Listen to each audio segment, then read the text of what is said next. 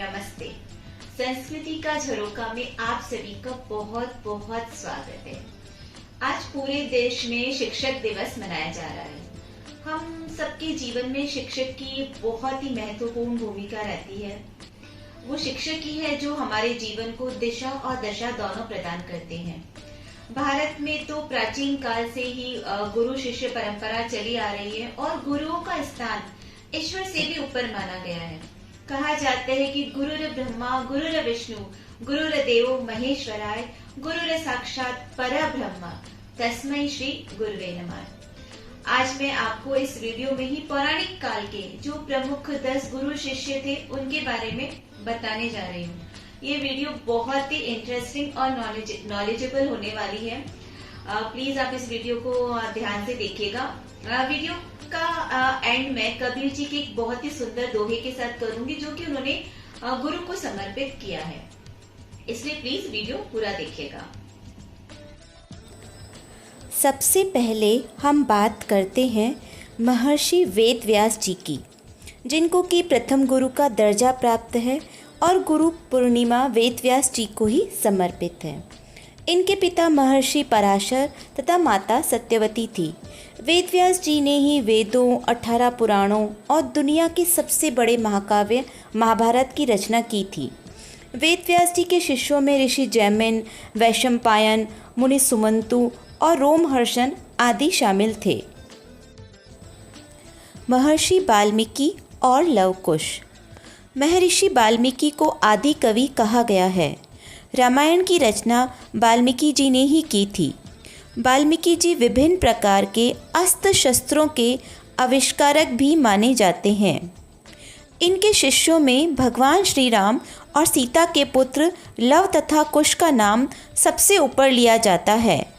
वाल्मीकि जी की शिक्षा और दीक्षा का ही नतीजा रहा कि लव कुश ने अस्त्र शस्त्र संचालन की ऐसी विद्या प्राप्त कर ली थी जिससे उन्होंने एक युद्ध में न सिर्फ महाबली हनुमान को बंधक बना लिया बल्कि अयोध्या की सारी सेना भी लव कुश के सामने तुच्छ प्रतीत हुई। लव कुश को वाल्मीकि जी ने अस्त्र शस्त्र के साथ ही गायन वाद्यन में भी निपुण बनाया। उन्हें संपूर्ण शास्त्रों, वेदों तथा पुराणों की शिक्षा भी दी। महर्षि संदीपनी और कृष्ण। महर्षि संदीपनी कृष्ण और बलराम के गुरु थे। उनका आश्रम मध्य प्रदेश के उज्जैन में हुआ करता था। भगवान कृष्ण ने महर्षि संदीपनी से शिक्षा दीक्षा प्राप्त की थी और 64 कलाओं में 64 दिन में निपुण हुए थे।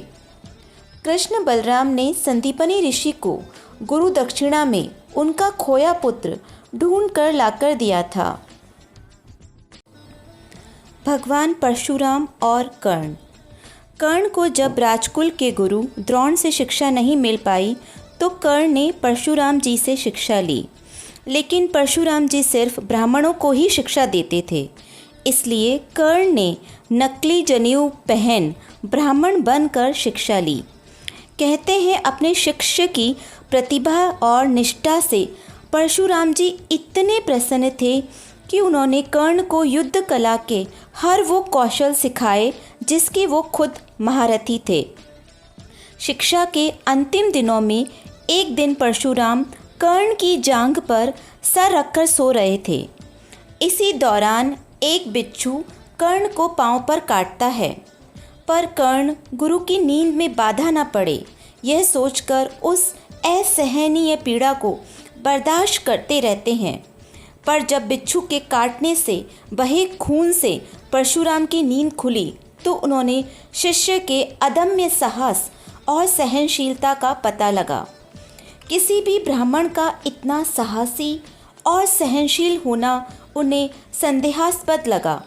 सच्चाई जानने पर परशुराम बहुत क्रोधित हुए कि तुमने गुरु से झूठ बोलकर शिक्षा प्राप्त की है, और उन्होंने कर्ण को श्राप भी दिया कि जब कभी भी तुम्हें मेरे द्वारा सिखाई गई शिक्षा की सबसे ज़्यादा ज़रूरत होगी तुम उसे भूल जाओगे। मीरा और संत रविदास। गुरु रविदास को रैदास भी कहा जाता है। उन्हें महान संत, दार्शनिक, कवि, समाज सुधारक और भक्त के तौर पर जाना जाता है। संत रविदास ही मीराबाई के गुरु थे। मीराबाई उनसे काफ़ी प्रेरित थी। कई कहानियों में उल्लेख मिलता है कि उन्होंने कई बार मीरा की जान बचाई, साथ ही उन्हें भक्ति का ज्ञान भी दिया। रैदास जी संत कबीर के गुरु भाई थे। मन चंगा तो कठौती में गंगा, यह संत रविदास की कुछ पंक्तियां हैं जो कि मनुष्य को बहुत कुछ सीखने का अवसर प्रदान करती हैं। द्रोणाचार्य और अर्जुन। महाभारत में गुरु शिष्य परंपरा में जिस एक जोड़ी की सर्वाधिक चर्चा होती है वह है द्रोणाचार्य और अर्जुन की। अर्जुन की प्रतिभा देखकर गुरु द्रोणाचार्य ने अपने इस शिष्य को विश्व के महानतम धनुर्धर के रूप में स्थापित कर दिया। अर्जुन से सर्वाधिक स्नेह के कारण द्रोणाचार्य को कई मामले में पक्षपाती भी बताया गया है। एकलव्य और कर्ण इसके उदाहरण हैं। पर अर्जुन और द्रोण के बीच गुरु शिष्य के संबंधों को देखकर हमें एक महान गुरु और समर्पित शिष्य बनने की प्रेरणा मिलती है। आधुनिक काल के सर्वाधिक प्रसिद्ध गुरु शिष्यों की जोड़ी में सबसे प्रमुख नाम है स्वामी रामकृष्ण परमहंस और विवेकानंद का।